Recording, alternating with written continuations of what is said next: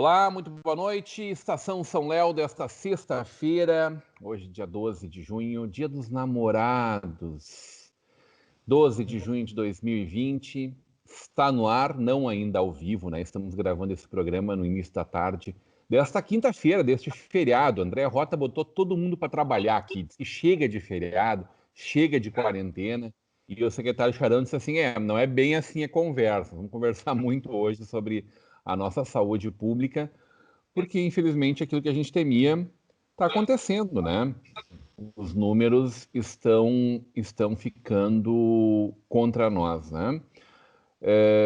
Estamos direto pelo nosso canal 14 da NET e direto através das nossas redes sociais para o mundo inteiro, através dos nossos aplicativos para Android e iOS, através do nosso parceiro CleanNet, a sua Clean TV, através do nosso site valetvplay.com, está rolando a nossa live também no YouTube, Facebook, no Instagram, para você curtir, compartilhar e comentar. Comentários não estarão sendo lidos, né, por conta de estarmos gravando o programa hoje, mas a gente vai estar ali interagindo na live e também quaisquer dúvidas nós vamos encaminhar para os outros participantes dessa bancada.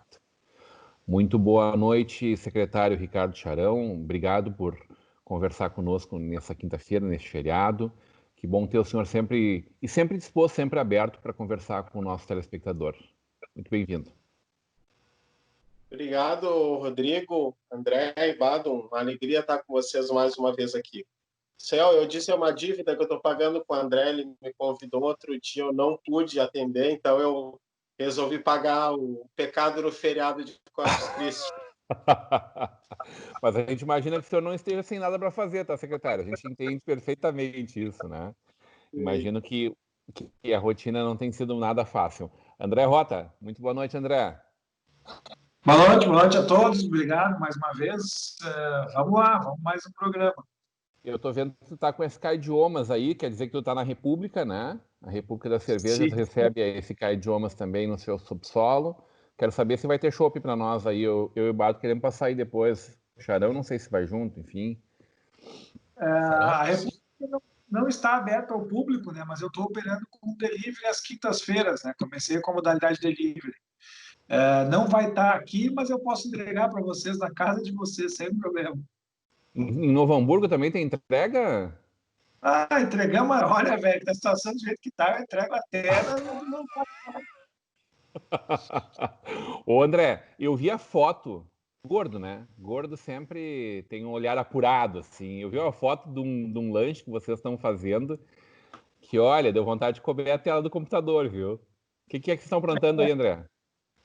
Eu acho que todo mundo teve que se reinventar, né? E aí eu acabei inventando um novo produto, né? Um outro tipo de hambúrguer que a gente pudesse oferecer para o público uma condição diferente da condição do bar, né? Inclusive até mais em conta do que os nossos produtos do bar.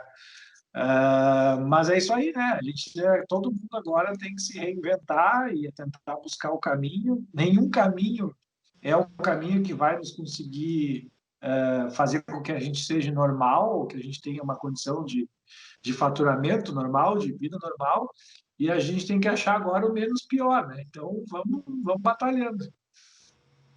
Ele é tão gostoso quanto é bonito? Dizem as más línguas que é. Então tá, então manda. Faz uma entrega especial aí para mim, Novo Hamburgo. Depois a gente combina essa aí, que eu tô louco para experimentar isso aí. Adoro boas dicas e vindo de ti, tenho certeza que o produto é de primeira, né, Bado Jacob? Muito boa noite, Bado. Eu sou. Boa noite, Rodrigo. Boa noite, secretário Charão. Boa noite, André. Eu sou suspeito para falar lá da qualidade da República da Cerveja. Lanches maravilhosos, cerveja de primeira, atendimento de primeira. O atendimento lá da República não te dá moleza. Eles não deixam tu pensar duas vezes, eu vou tomar, daqui a pouco tu pode desistir, né? E eles estão ali no teu lado, isso é importante, sem serem chatos, viu? Porque tem lugares que é brabo, sem serem chatos. Estão no momento certo, na hora certa, devidamente adequado. Mas, fazendo esse jabá aí para a nossa República, eu também acho que todas as iniciativas de se reestruturar, de se adaptar a esse momento que, infelizmente, às vezes o cara pode parecer que é o mensageiro da tragédia, da coisa ruim, mas nós não chegamos no olho do furacão ainda, isso faz muito tempo que eu digo. Muito também tem por responsabilidade ou irresponsabilidade de nós, vamos colocar nós todos nesse contexto de cidadania, e vamos aí tentar lutar e escutar e tirar informações e principalmente ter orientações aí do nosso secretário Charão, que tão gentilmente atende nós novamente aí, né, Rodrigo? Bado, eu tenho feito uma defesa muito forte do presidente Bolsonaro, não sei se tu tem acompanhado. Não, e acho que tem que ser feito mesmo. Porque olha só, se a CIA e o Trump estão contra ele, eu vou defender ele, entendeu? Tem algum problema aí. Eu vejo esse pessoal querendo derrubar ele, Bado. O último boletim deu que o Brasil, até o final de julho, ultrapassa os Estados Unidos na quantidade de mortes. Vai ter, se nada for feito, 4.400 mortes dia do corona. Tu imagina isso? São quase 4 vezes, 3 vezes e meia, 3 vezes mais do que a gente está tendo hoje, Bado. Isso aí, assim, até agora há pouco, vocês devem acompanhar, saiu, foi colocado no nosso portal lá do Visão do Vale, que agora aquele consórcio que foi feito pelas grandes grupos lá de Globo, UOL, Estadão, aquela turma toda lá, de bando de comunista, colocou agora, o secretário Charão, deve ter visto, eu acho que eu mandei para ti até, né? Agora de manhã eu mandei, e o Rodrigo, assim, numa manhã já passa de 400 mortos e o Brasil já ultrapassou a triste marca de 40 mil mortos, né? E amanhã, nos próximos 2 dias pelo menos, nós devemos ultrapassar a Itália, não, a Grã-Bretanha em números de mortes. Que é o segundo lugar do mundo. Né? É um pódio que eu tenho certeza que ninguém gostaria de estar presente ali. Mas vamos lutar, porque é o que a gente precisa fazer nessas alturas aí. Agora, o André estava comentando comigo ontem, a gente conversou bastante sobre esse plano que o governo anunciou, né? Que agora está disponibilizado para pequenas e médias empresas, que tem tudo para ser a salvação da lavoura dos pequenos, né? Olha, se isso acontecer da maneira como está proposta pelo governo, bancado pela Receita Federal, eu acho que realmente vai não só salvar, né? Porque, falando até com base na minha realidade, mas com a realidade de todos os empresários, se tu pegar 30% do faturamento do ano passado, isso é suficiente, inclusive, para que a gente consiga fazer investimentos, entendeu? E investir na crise é sempre a melhor coisa, né? A gente conseguir se estruturar para quando voltar melhor, voltar com um custo mais baixo, voltar com uma eficiência maior, isso é uma maravilha. Então, claro, sem contar no capital de giro, que isso vai fazer com que a gente consiga pagar todas as contas e respirar até final do ano, e aí se adequar a uma nova realidade, poder...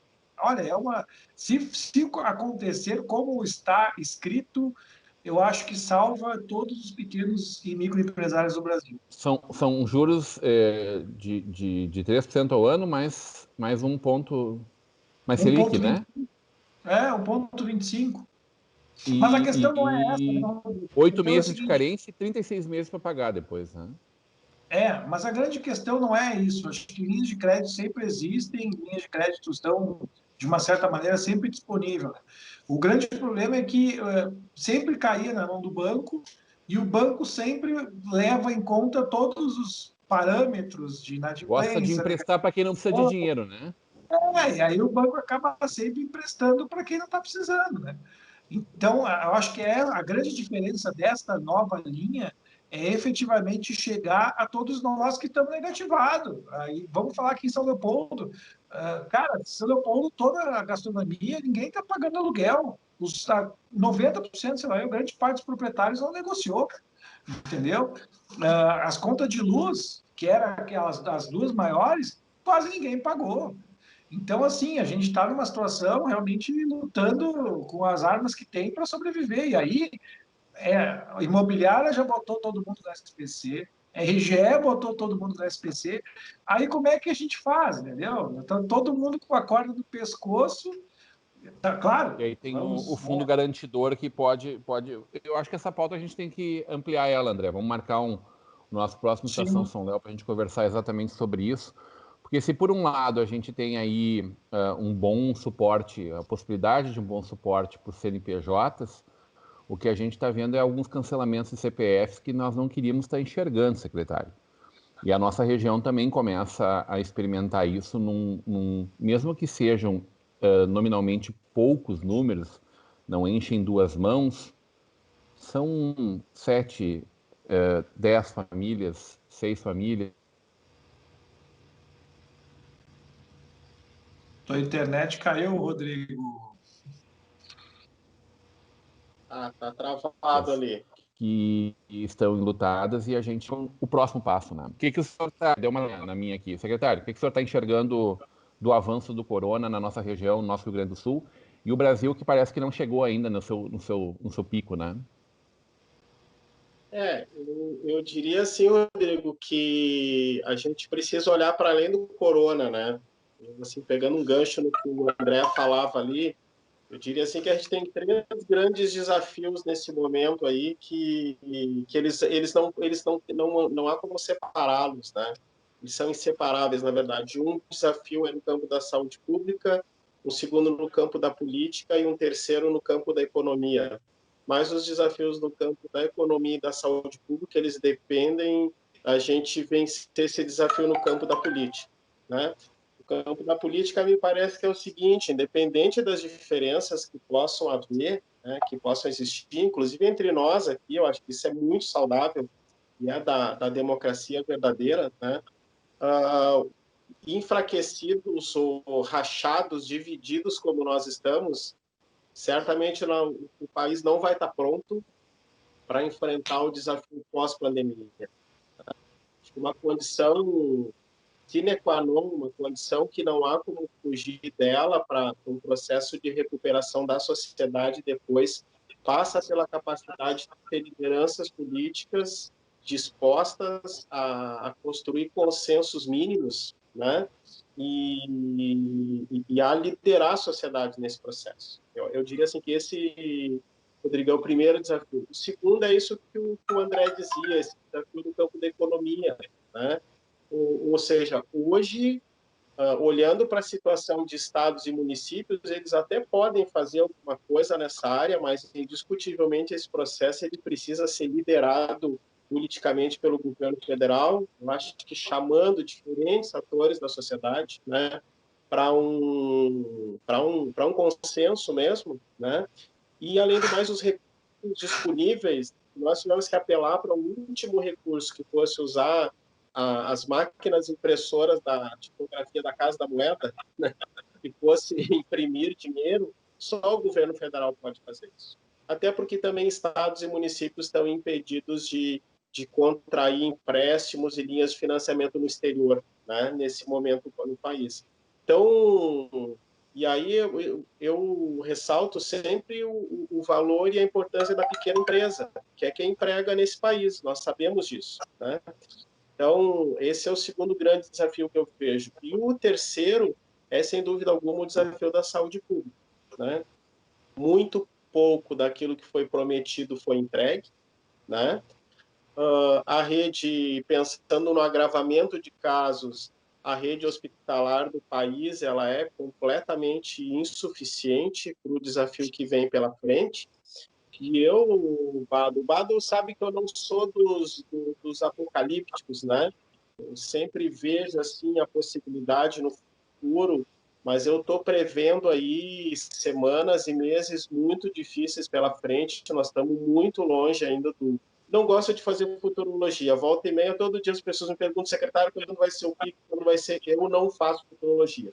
E também não me arrisco, porque há comportamentos muito diferenciados da pandemia, mas o que é perceptível na nossa região e no estado de forma geral é que nós temos um crescimento gradativo e consistente de novos casos confirmados, né?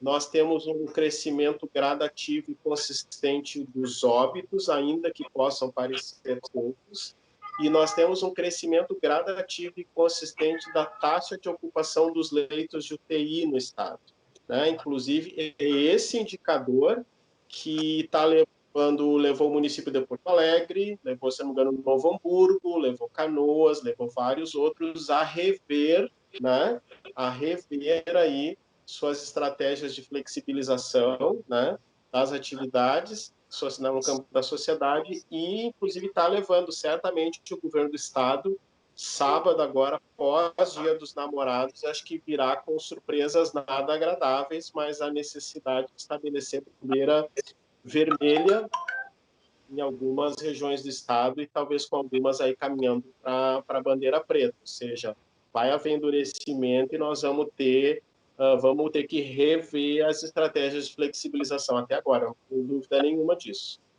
O senhor acredita que a nossa região deve ser uma dessas afetadas, secretário? Eu acho que nós seremos porque nós estamos com uma taxa de ocupação de leitos de UTI. Não estou falando aqui de leitos de ocupação de leitos de UTI COVID, né? Mas uma taxa de ocupação de leitos de UTI muito elevada, né? Particularmente aqui na região do Sinos. Isso tem relação, inclusive, com a baixa oferta de leitos de UTI, com a baixa oferta de leitos hospitalares, de forma geral. Agora, é nessas horas que a gente paga o preço do desinvestimento em saúde pública ao longo de muitos anos, né? E de não ter se pensado alternativas para garantir custeio e sustentabilidade de hospitais públicos. Então, uma questão grave. Se vocês pegarem os últimos 10 anos, vocês vão ver a perda enorme de leitos hospitalares que nós tivemos no Rio Grande do Sul. Então, nós certamente pagaremos agora, no futuro próximo, preço por essas estratégias ou escolhas políticas feitas ao longo do tempo, né? É aquele momento do ano em que as capas de portais de internet, de jornais e as manchetes nos nossos canais de televisão, elas sempre mostram as UTIs superlotadas, as macas nos corredores, cheio de gente espalhado, né? Esse momento é o pior para a gente ter o nosso pico pandêmico, né, secretário? Exatamente. Por si só, gente, no período do inverno, os nossos hospitais, tanto públicos quanto privados, os privados não é diferente, né? Muito pelo contrário, a gente tem uma superocupação, né? Muitas vezes, inclusive, com protocolos de superlotação, ficando impedidos de receber novos pacientes, né? E a gente tem, me parece, aqui uma estratégia, eu já vou comentar agora, então, uma estratégia curiosa do Estado. Eu até um primeiro momento, eu considerei ela muito pertinente, a estratégia de enfrentamento do Estado, mas talvez devido às pressões aí, a necessidade de resposta, o governador Eduardo Leite ele foi descolando aquela proposta construída das decisões políticas tomadas. Então, aquele modelo complexo e muito bem elaborado de indicadores, de dividir o Estado em regiões, né, de considerar um conjunto grande de indicadores para as tomadas de decisão na política, ele foi minguando, até que o nosso único indicador hoje é a taxa de ocupação de leito de UTI.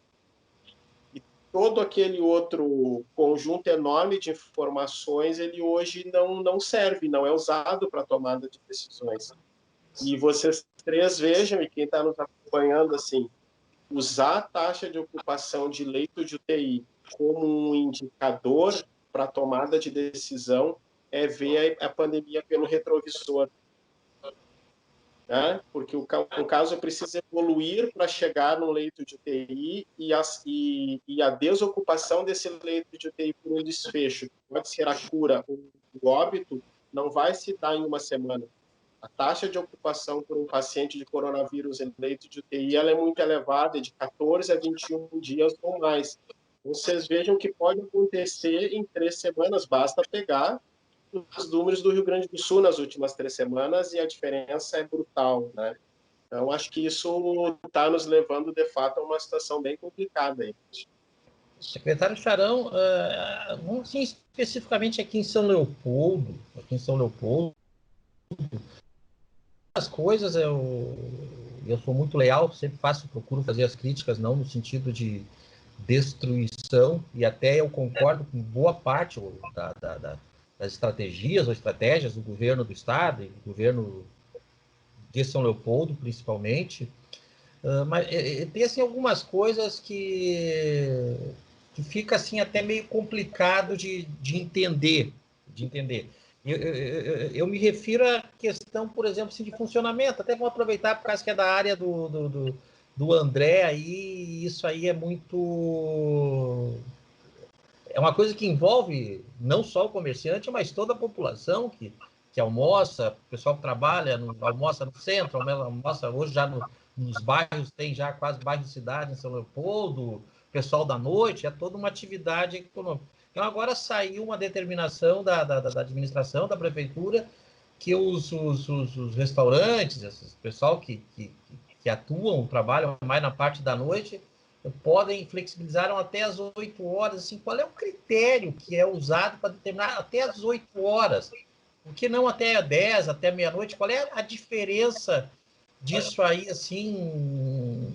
Isso é uma unanimidade? Eu até já ouvi falar que tem até pessoal do grupo que comanda, que o grupo de operação aí da prefeitura, que está, não sei se a palavra está dividido, tem opiniões diferentes. O que assim determina? Bom, é 8 horas e qual é a diferença? Assim, eu até considero que se é para abrir até as 8 horas, então nem deixa abrir nada. Assim, por que assim que é tomado tecnicamente? Qual é o critério que é usado para avaliar isso aí? Não, Bado, importante a tua questão aqui. Nós temos um gabinete de crise, né, instituído na Prefeitura Municipal, e tem representação aí de um conjunto de secretarias e de setores do governo, né? Nós nos reunimos 3 vezes por semana, de maneira fixa, segundas, quartas e sextas pela manhã. Excepcionalmente, hoje, quinta-feira, nós também teremos reunião, então eu prossigo aqui após o nosso encontro, né? Justamente porque nós estamos num momento importante aí de tomada de decisão quando olhando para esse futuro próximo, né, Bárbara, que eu dizia para vocês, assim, vocês vejam que a gente tem uma escalada consistente do aumento de casos no município, tirando aquelas oscilações da segunda-feira, as oscilações que é o período em que o laboratório não testa, a gente partimos lá de 4, 6 casos por dia, hoje nós estamos chegando aí algo em torno de 20 a 24, com uma tendência de equação consistente, né? Encerramos o dia de ontem, quarta-feira, com 399 casos confirmados, mas em torno de mais de 80 pessoas esperando o resultado de exame de laboratório, né? E uma agenda extensa de testagens ainda rápidas na sexta-feira e na segunda, né? Quantos ativos, secretário? Ativos agora em torno de 100. Que é esse número para vocês entenderem, eu já vou para a resposta para a pergunta do Fábio. Esse número dos casos ativos que ele tem nos orientado, tá? Na tomada de decisão. Não é tanto o número de casos positivos, mas sim, na verdade, o número de casos ativos e aquilo que a gente chama de carga viral comunitária, né? Ou seja, o que tem de gente com vírus que pode estar circulando pelos diversos espaços da cidade. E aí, Bado, sem dúvida alguma, assim, eu acho que mesmo dentro do nosso gabinete a gente tem opiniões diferentes, né? Eu, particularmente, não vejo isso como problema, vejo como fruto dos próprios lugares diferentes onde nós estamos dentro do governo, né? Ou seja, esses atores diferentes que compõem o gabinete de crise estão em lugares diferentes do governo e estão tendo olhares diferentes sobre o processo. Então, eu pago o preço de estar no setor do governo que talvez tenha que ter um olhar mais duro e mais difícil sobre o processo, porque não que vai recair sobre mim depois, porque eu me vejo no compromisso ético de que nós temos que dar todo o possível de nossa parte para atender a população, né? A área da saúde pública. Então, eu penso, Bado, que a decisão de ir até às 8 foi resultado de um debate interno, onde nós tínhamos gente que queria que fosse até mais tarde, né, que pudesse ir até 10 ou 11 horas, um grupo que entendia que a gente não deveria manter as atividades apenas até as 5 da tarde, tá? Como foi inicialmente deliberado, né?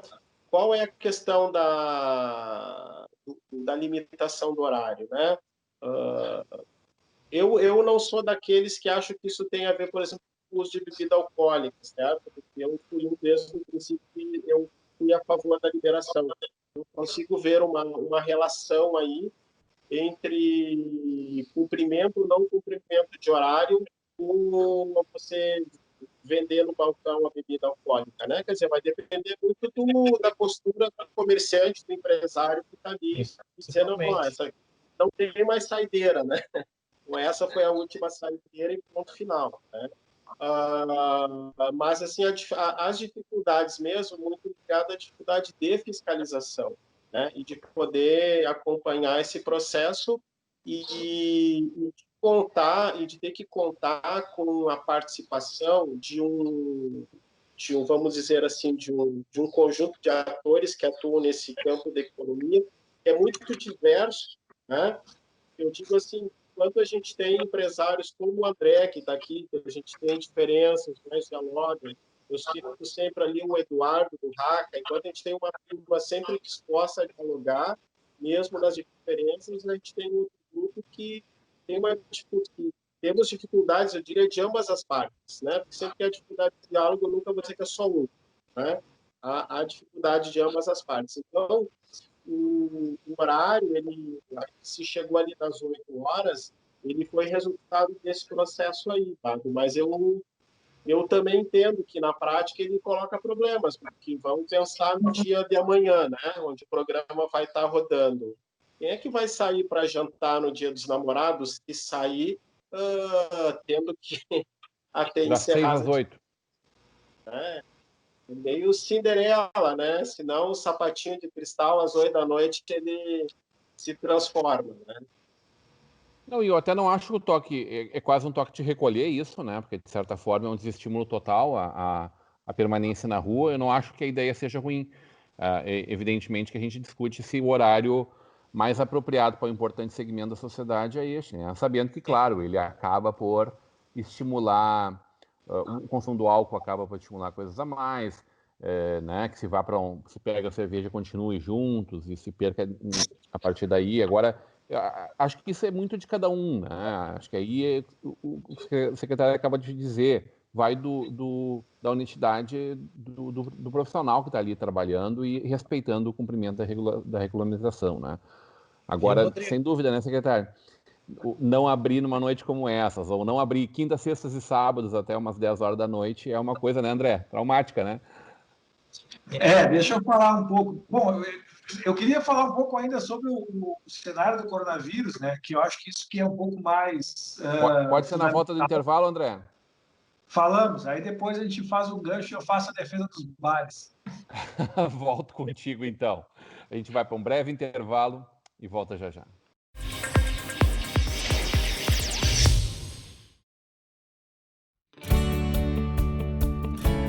A Scala é uma empresa que presta serviços de venda de suprimentos, venda de equipamentos para escritório, a manutenção e o serviço de locação de equipamentos.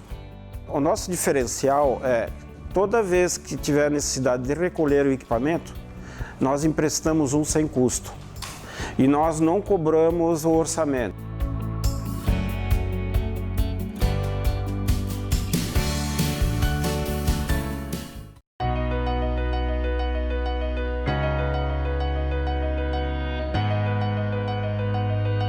Falando um pouco dos 30 anos da Forrotec, uma empresa que se estabeleceu no mercado setor calçadista de componentes em Novo Hamburgo e vem nesse tempo todo desenvolvendo produtos de alta performance, de qualidade para o setor calçadista, moveleiro e artefatos.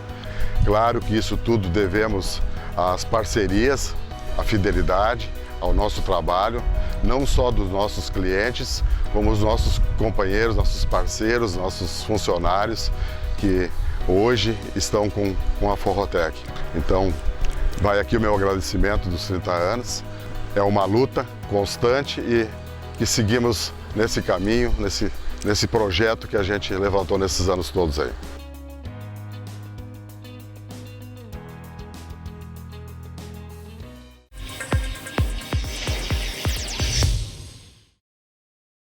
Estação São Léo de volta nessa sexta-feira, 12 de junho de 2020. O Bado estava me contando que ganhou flores hoje de manhã, Bado. Como é que é esse negócio aí? Flores. Mas já descobriu de quem? Como é o nome do magrão, Bado? Do Boff? Porque é o Boff. Tu tem algum problema com isso ou não? Tu é preconceituoso? Não, nem problema. Eu não tenho nenhum problema mesmo. Estou muito bem resolvido. Eu só fico preocupado com esses caras que querem dar tiro na rua e bababá, e na noite põe salto alto aí, viu? Esse daí que é o perigo. Né? Querem comprar arma, querem isso, querem aquilo, e na hora do vamos ver, põe salto alto e bolsinha. Mas nada contra quem quer comprar arma, mas tem esses antagonismos nesses personagens aí, viu? Tá bom. André, a palavra estava contigo no primeiro bloco, André. Estava resguardada a ti. Eu estava falando para vocês, eu tenho acompanhado bastante os números, né? Eu acho assim, primeiro, São Leopoldo, né? Acho que São Leopoldo a gente já acendeu, na minha visão, assim, um grande sinal amarelo, né? Porque a gente realmente passou essa semana de um patamar para outro. A gente tinha um patamar mais ou menos consolidado aí de na média de 60 casos ativos, e essa semana a gente foi para 100 casos ativos. Realmente, né, não dá para a gente saber, ninguém é que tem bola de cristal, e não dá para a gente saber se esse vai ser o novo patamar ou se esse patamar vai ser elevado nos próximos dias, né? Isso depende de vários fatores, principalmente a conscientização da população. Mas eu só queria fazer uma ressalva do governo, do nosso número de estado. Eu acho que, assim, por base em números que a gente vê em outros estados, em números internacionais, a gente tem um crescimento ainda no estado muito tranquilo. A gente vê aqui que basicamente se cresce ainda a taxas menores do que 5% ao dia. E quando a gente sabe que o furacão está próximo, começa-se a crescer mais do que 20% ao dia. Então, a gente ainda tem, claro que o Charão está certo, a gente tem as peculiaridades que a gente tem que olhar, e o grande objetivo é se evitar chegar no olho do furacão, né? Só que, e aí que eu volto à minha fala inicial, acho que a grande importância do governo e da situação econômica é que, assim, a gente não consegue evitar, agora falando como pessoa e como empresário, a gente não consegue evitar que se chegue no olho do furacão sem que a gente tenha uma ajuda econômica, né? E aí eu acho que por isso que foi fundamental, eu estou celebrando tanto e aguardando tanto essa ajuda chegar a nós, porque toda essa tensão, e agora talvez até vou fazer uma provocação, eu acho que até essa tensão política também acaba se gerando por causa disso, né? Porque o combate para o coronavírus passa por as pessoas terem uma situação econômica confortável. A gente já falou isso na semana passada, né? A população é classe baixa, vê o coronavírus como o quarto, quinto item de preocupação. Então, se a gente não tem uma condição econômica estável, não adianta. E a gente acaba ficando todo mundo louco. Eu também já estava louco aqui, porque não tenho o que fazer, como é que pagar a conta. Então, eu acho só que eu queria só fazer essa ressalva com base nos números. Quanto à situação dos bares, aí eu já falei também, falo para ti, Charão, eu acho que a gente deveria ter tido um cuidado, eu acho que sim, definir a classe do estabelecimento e a classe com um potencial gerador de aglomeração de pessoas é uma maneira, mas eu acho que essa maneira não cabe também no Brasil, em função da nossa condição social e econômica, né? Eu acho, e tenho pregado isso sempre, que a condição mais justa seria a gente definir percentual de ocupação dos locais. Então, que a gente liberasse tudo, mas liberasse o seguinte: shopping center pode ter 10% das pessoas circulando, bares pode ter 20%. Então, quem tem o maior risco, circula menos pessoas. Porque eu acho que é uma maneira mais justa, pelo que a gente está vendo, né, na prática. Porque o que a gente está vendo na prática? Eu vou até agora usar esse crescimento, né? O número do coronavírus em São Leopoldo subiu, mudou de patamar, e os grandes, digamos assim, setores que são os aglomeradores de pessoas estão fechados. Então, isso também não é justo, né? Porque existem outros fatores e as pessoas estão se aglomerando em frente de farmácia, banco, mercado, em suma, na festa da sua casa. A gente teve um caso aqui na Campina que tinha 80 jovens aglomerados sem máscara, tudo dentro de uma casa, fazendo uma festa clandestina. Então, eu acho que a gente poderia, né, usar um critério de taxa de ocupação de cada estabelecimento, de cada negócio, talvez fosse um critério mais justo. E aí, quanto mais o vírus está avançando, mais se restringe a ocupação, até que talvez tenha que se fechar algumas coisas. Mas, em suma, tudo isso é novo, né? A gente estamos... A grande questão, eu sempre falei isso mais na frente, né, Cheirão? A grande questão é o seguinte, que se isso fosse fácil, eu não morria 40 mil pessoas na Inglaterra, não morria na Itália. Então, assim, não é culpa do Bolsonaro, do Tião da esquina. Todos nós estamos aprendendo como lidar com o vírus de acordo com a sua realidade econômica e social do seu país, do seu estado e da sua cidade. Então, é uma coisa muito complexa, que não existe uma fórmula numérica mágica que resolva a situação. O Rodrigo, sim, não sei se o André concluiu ali o raciocínio dele. O Rodrigo, são duas coisas ali até na primeira parte do programa. Eu fiz gosto muito de usar a palavra provocação para o secretário Charão, e ele assim até fez o contraponto respondendo que tem várias opiniões ou vários pensamentos dentro desse departamento, do setor, desse grupo que administra a crise do coronavírus. Perfeito isso aí, viu, secretário Charão? A coisa mais boa é que tenha opiniões diferentes, né, divergentes e, claro, todos com o intuito de tentar acertar, até por causa que esse negócio de papai e mamãe a gente sabe como é que dá. Então tem que ter esse tipo realmente de várias pessoas pensando e com a intenção, com certeza, de acertar. E uma outra questão ainda nessa relação, aí já pode se ampliar para outros setores, mas ainda dentro do setor aí da gastronomia, de alimentação, de lazer, de São Leopoldo, já que a gente está falando daqui, realmente, talvez a maior complicação, e o André é a testemunha maior e conhece isso como poucos, vamos dizer assim, o cara que vai ser o cúmplice, vai ter a cumplicidade com a coisa pública, o comerciante. Né? E eu sei que a preocupação maior da prefeitura é que a prefeitura, e acho que nenhuma prefeitura do mundo tem essa estrutura para acompanhar uma fiscalização ou um cumprimento desse regramento.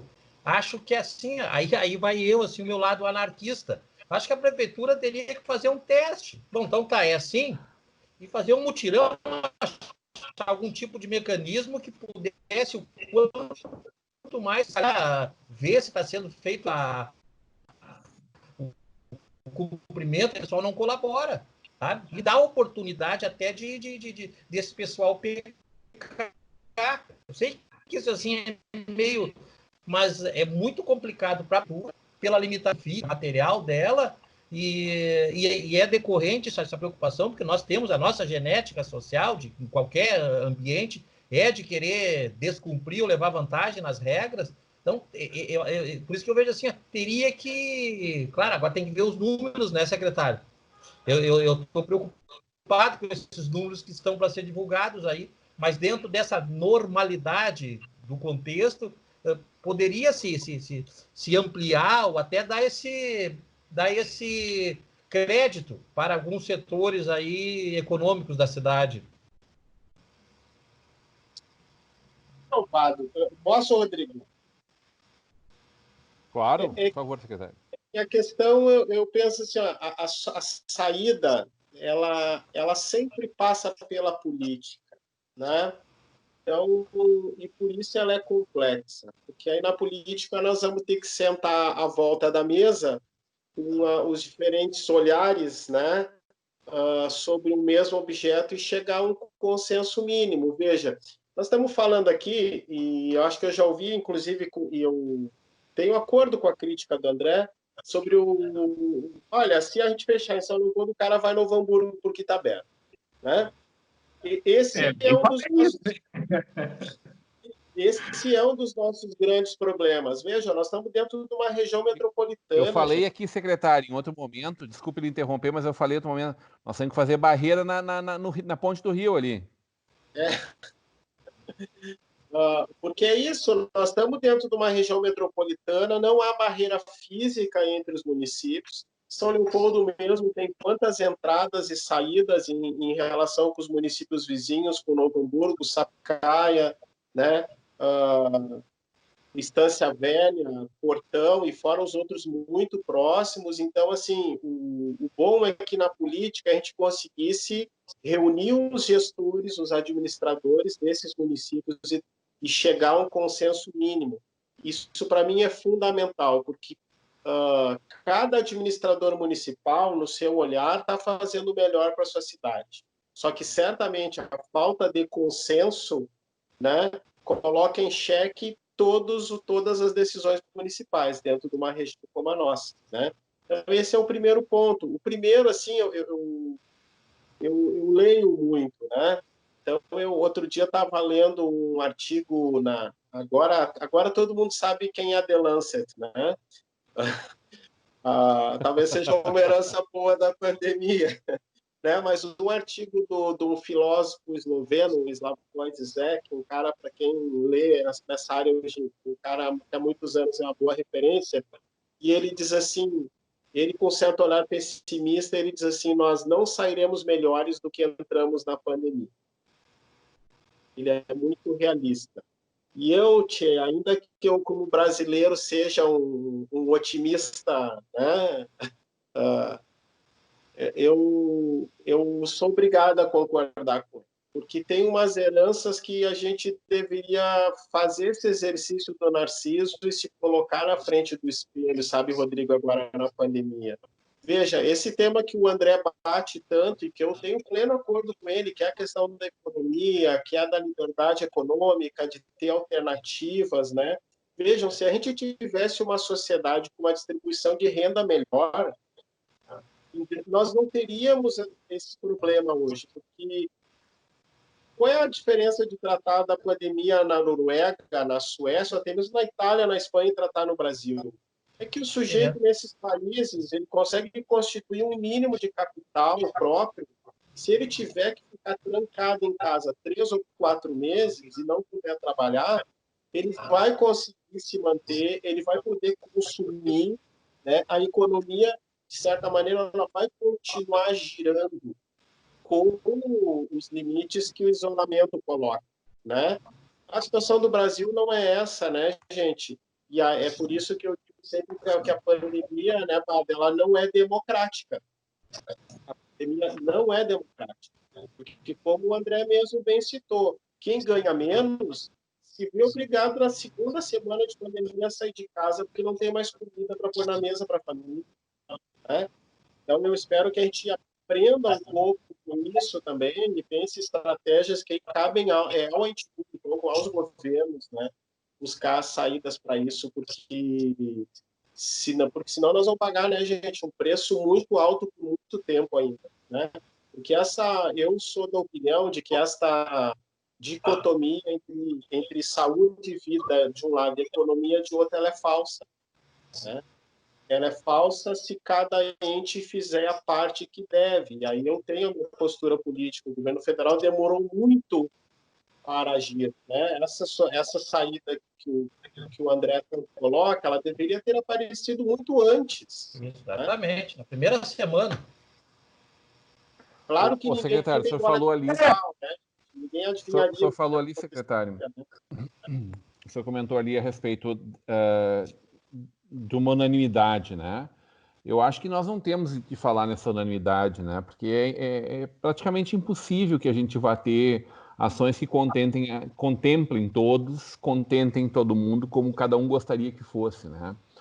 Acho que sim, acho que o senso comum ele pode nos dar alguns indicativos, mas ele também não resolve nada, né? O senso comum, Rodrigo, ele seria o entendimento entre os contrários. Eu acho que é esse o senso comum, né? Que nós gostaríamos de ter, né? Que nós gostaríamos de ter, né? Mas ele não é viável, Bado. Ele não é viável. Por exemplo, agora, em Novo Hamburgo foram retiradas nas bancas, né? Tradicional ponto, mais de 70 anos na cidade, né? Todos vocês conhecem aqui. Foram tiradas as mesas e cadeiras, né?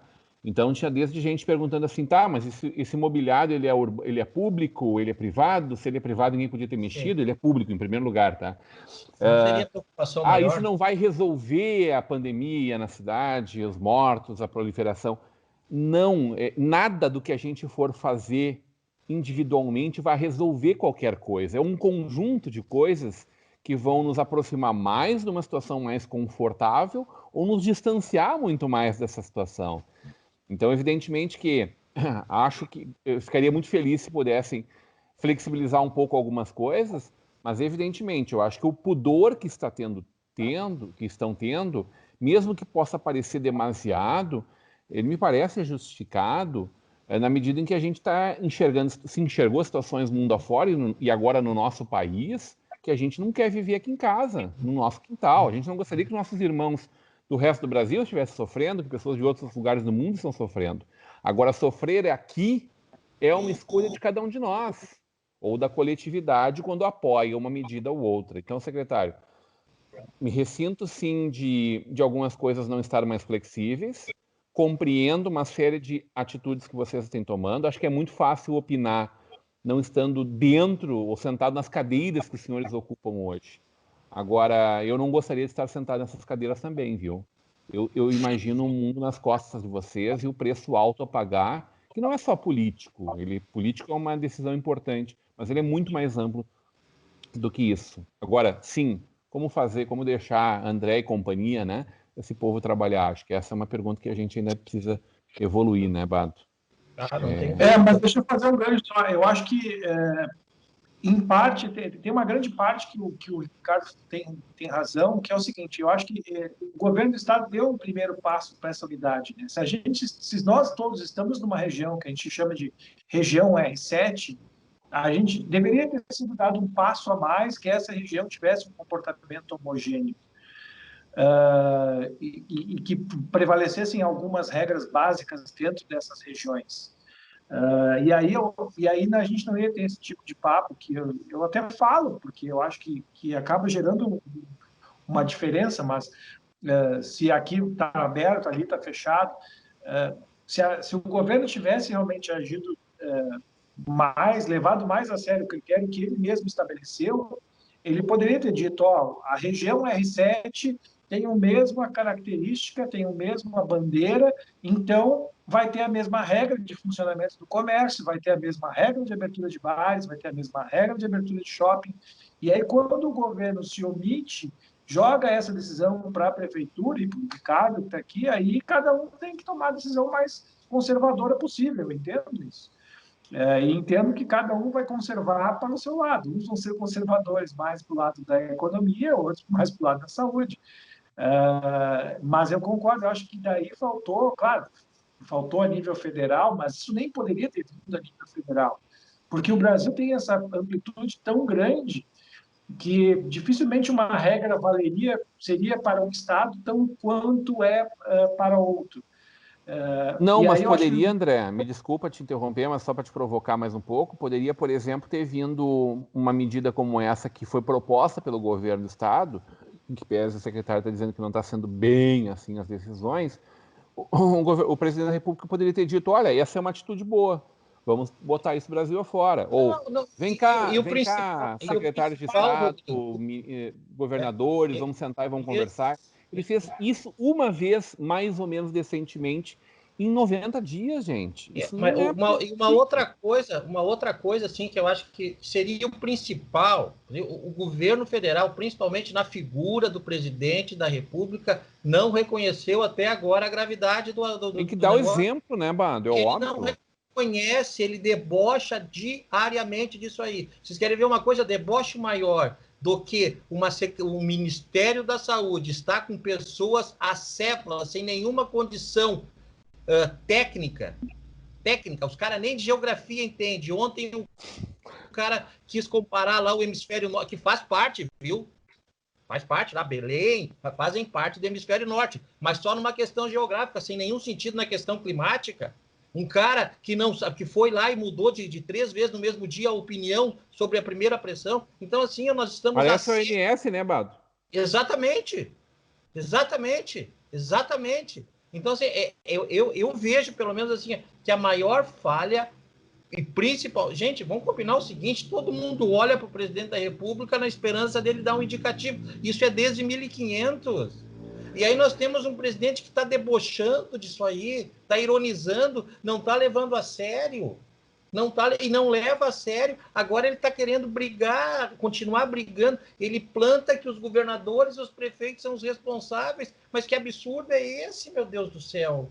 Se não tivessem mesmo, porque uma autoridade pública, Charão, uma autoridade pública, André e Rodrigo, uma autoridade pública, ele pode ser perdoado por agir errado, mas nunca pela omissão. E é o que está acontecendo com o presidente da República. Ele, além de se omitir, ele está debochando e ainda criando esse conflito permanente com áreas da saúde. Alguns dias atrás nós tivemos a oportunidade de entrevistar o prefeito Livanazzi e conversar um pouco dessa relação institucional, né, com o governo estadual e federal, da sua parte, da sua pasta, e com as pessoas das suas relações, tanto no âmbito estadual quanto no âmbito federal. Como está essa relação? Como estão as orientações que vêm de lá? Que tipo de relação existe? Que tipo de sinergia está sendo construída entre vocês aí? Não, eu faço coro a algumas das críticas que vocês colocaram aí, porque eu tenho pleno acordo. Vejam, eu penso assim, ó, quando a gente ocupa um cargo público, está imbuído dessa responsabilidade, é preciso que as nossas opiniões pessoais elas não prevaleçam, né? Eu tenho algumas opiniões pessoais sobre a situação que nós vivemos, que elas não refletem as medidas que nós implantamos no município. Agora, né, porque eu estou imbuído do cargo público. O que é mais grave, me parece, na situação do governo federal e da figura específica do presidente da República é isso, né? Ele não consegue distinguir ele pessoa e ele presidente da República, né? A responsabilidade que esse cargo implica. E vejam, gente, isso é muito grave porque isso implica na forma como a sociedade vê e dá credibilidade a esse cargo. Eu considero muito grave o fato do presidente da República até hoje ter sequer se manifestado uma vez se solidarizando com as famílias das pessoas que morreram. A gente não tem uma manifestação pública sobre isso, né? E muitas dessas mortes elas eram evitáveis, sim. E para mim pouco importa se ela tinha 30 anos ou tinha 90, porque eu sempre digo, nós chegamos onde estamos porque essas pessoas de 90 anos que morreram, elas vieram antes de nós, elas trabalharam, elas construíram a sociedade sobre a qual nós estamos hoje, né? Então, a vida delas importa tanto quanto de quem tem uma vida inteira para ser economicamente ativa, né? E aí a situação hoje é essa. Vejam, o Ministério da Saúde ele não existe. Ele simplesmente não existe, gente. Eu digo isso quanto secretário de um município, né?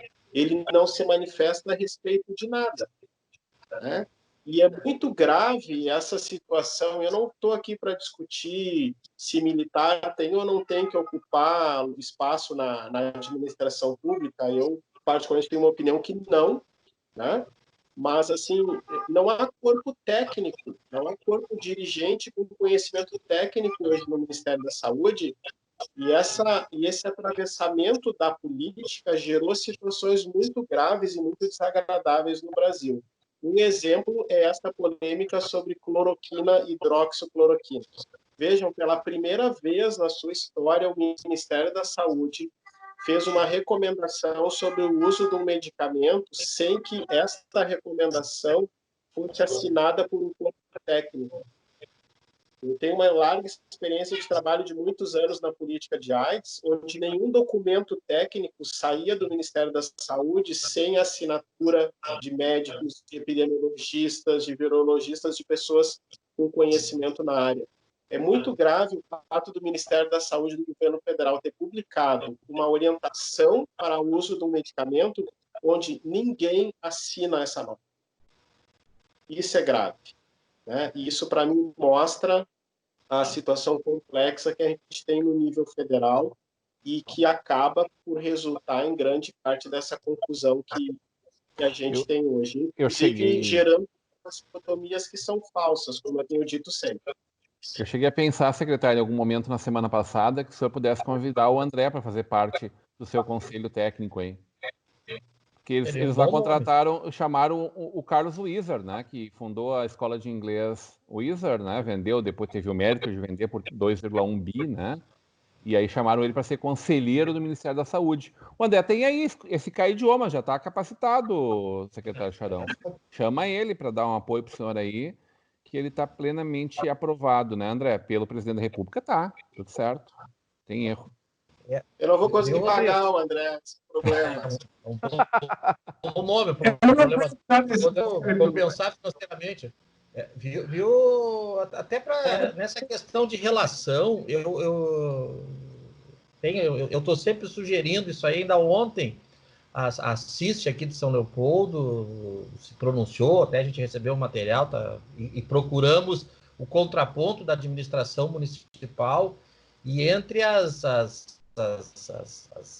declarações da CIST, na figura assinada pelo presidente, o Zig, que até concorreu aqui, existe um radicalismo muito grande e meio que querendo brigar, e aí não é brigar só na questão de ideias, é quase na questão política, e eu sugeri que a prefeitura só dá uma olhada nisso aí, porque alguma coisa não está, tem ruído de comunicação, sabe? Tem ruído, então, essas coisas têm que ser apagadas já ali na origem, porque o cara lá pode ter a convicção, a opinião política dele, é o jogo, é isso aí, assim como o André tem, todos nós temos as nossas opiniões e convicções e visões de mundo e de política, mas então, voltando aqui para a nossa aldeia, eu vi assim uma coisa extremamente politizada, muito egoísta. Quando eu falo egoísta, é no sentido de só do umbigo, e eu disse, puxa, mas aí está faltando sintonia. Sugeri ontem para alguns membros da administração municipal, disse, olha,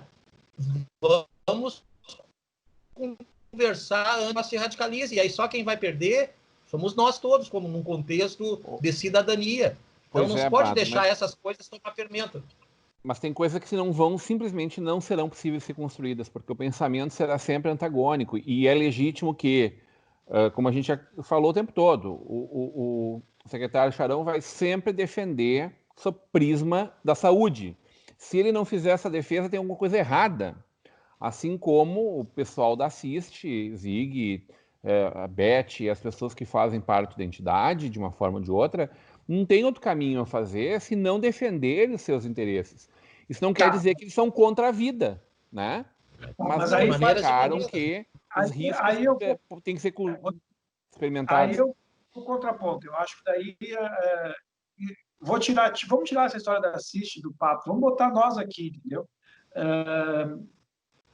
Não pode ser assim, entendeu? Acho que é o seguinte, a gente tem que entrar num comitê, num conselho, ou numa conversa, cada um com a sua posição. Eu acho que a fala do Ricardo foi muito sábia. Existe a posição do Ricardo como pessoa física e do Ricardo como administrador. Então, André, vocês podem ver que eu também só estou aqui falando de uma situação de abertura ou não, mas eu estou querendo discutir primeiro os números, estou me sabendo dos números e eu sei da situação dos leitos de UTI. Então, assim, eu acho que a gente tem que sentar numa mesa de negociação, cada um do seu lado. E aí, nessa mesa de negociação, vai ser tomada uma decisão pela maioria, e aí essa maioria vai aceitar a decisão do que foi tomada. E aí, eu não sei... Aí talvez o Ricardo possa ajudar, talvez a composição do Comitê de Gestão do Coronavírus da cidade de São Leopoldo possa incluir mais empresários, para que a gente possa também ter... Mas aí, a partir do momento que a reunião do comitê decidiu por não abrir, eu sou um que vou sair da reunião e vou dizer, o comitê decidiu por não abrir, porque a gente está levando em consideração isso, ponto.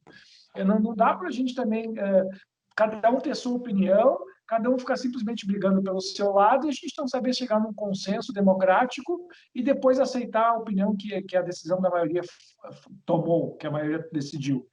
Então, aí que eu acho que a gente está com ruído de comunicação. Eu não sei, Ricardo, aí vai... Está estourando o nosso tempo, André.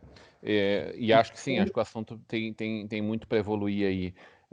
De fato, entendo o que tu queres dizer e não consigo ver a pleno isso funcionando. Quando a gente precisa votar, por exemplo, num grupo, tu sempre vai ter vencedores e perdedores. É muito difícil o grupo sair de lá fechadinho. Tem que ter um interesse comum muito maior. E o interesse comum continua sendo São Leopoldo, claro, mas tem visões de uma São Leopoldo, entende? Porque cada um vai sempre enxergar qual é a melhor São Leopoldo. E é natural que a divergência vai acontecer e não vamos convergir, mesmo que o interesse, que o fim é o melhor para São Leopoldo. A gente quer o melhor, sim. Cada um acredita que vai chegar nesse melhor de uma forma diferente, num caminho diferente, às vezes diametralmente oposto. E aí não adianta. Aí nós vamos ter sempre esse embate, infelizmente. Olha, é o ideal, Rodrigo, a ser perseguido. Acho muito, muito improvável. eu entendo isso que vocês falaram, mas vou fazer a tréplica, que inclusive é a indicação do Bolsonaro. Tá? Eu já trabalhei em empresas muito grandes, eu já fiz parte de um conselho de administração de uma empresa, e isso acontece direto numa empresa.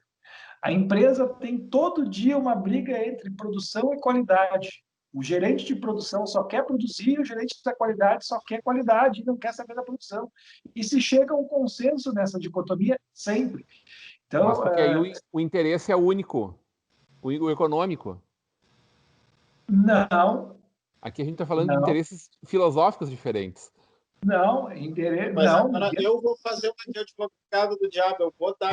Eu tenho que concordar com o André, porque eu como secretário de saúde, uma economia saudável, mas que seja inclusiva, como eu tentei frisar que a importância antes, ela é fundamental para a saúde pública. Esse país só tem tanta gente doente porque tem pobreza, né? Porque tem gente sem acesso, sem renda, sem tudo.